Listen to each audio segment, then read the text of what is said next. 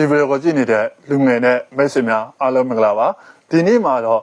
ကျွန်တော်တို့မကောင်းတဲ့စိတ်ခံစားမှုတွေဖြစ်စေတဲ့အရာ၃ခုကိုမျှဝေပေးခြင်းပါတယ်အားလုံးသိထားကြတဲ့အတိုင်းပဲကျွန်တော်တို့ဘဝမှာ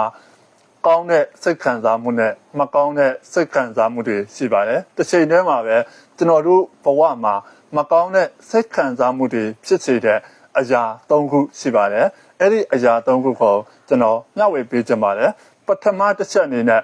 ကျွန်တော်တို့ရဲ့ထင်မြင်ယူဆချက်တွေပါအဲ့ဒါကဘာကိုဆိုလိုတာလဲဆိုတော့ကျွန်တော်တို့ဘဝမှာဒီထက်တိုးတက်ဖို့လည်းမရှိတော့ဘူးငါဘဝကဒီနေရာပဲ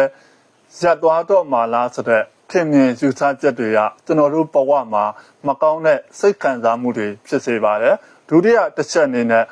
မျှော်လင့်ချက်ကြီးမားတာပေါ့မျှော်လင့်ချက်ကြီးမားခြင်းဖြစ်ပါတယ်မျှော်လင့်ချက်ကြီးမားတယ်ဆိုတာကျွန်တော်တို့မျှော်လင့်ထားတဲ့အရာတစ်ခုရှိတယ်အဲ့ဒီအရာကိုကျွန်တော်တို့ပြန်လဲမရရှိဘူးဆိုရင်လည်းကျွန်တော်တို့ရဲ့စိတ်မှာမကောင်းတဲ့စိတ်ခံစားမှုတွေဖြစ်နိုင်ပါတယ်နောက်ဆုံးတတိယတစ်ချက်ကတော့အခြားသူတွေနဲ့နှိုင်းယှဉ်ခံရတဲ့အချိန်မှာကျွန်တော်တို့မကောင်းတဲ့စိတ်ခံစားမှုတွေရှိပါတယ်အဲ့ဒီတော့ကျွန်တော်တို့ကိုမကောင်းတဲ့စိတ်ခံစားမှုတွေဖြစ်စေတဲ့အရာ၃ခုကနံပါတ်1ကကိုယ့်ရဲ့ထင်မြင်ယူဆချက်တွေပါနံပါတ်2က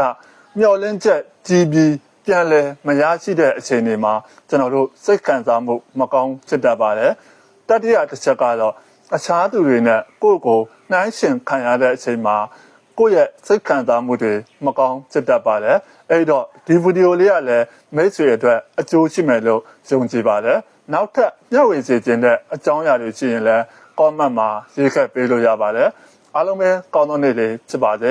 bye bye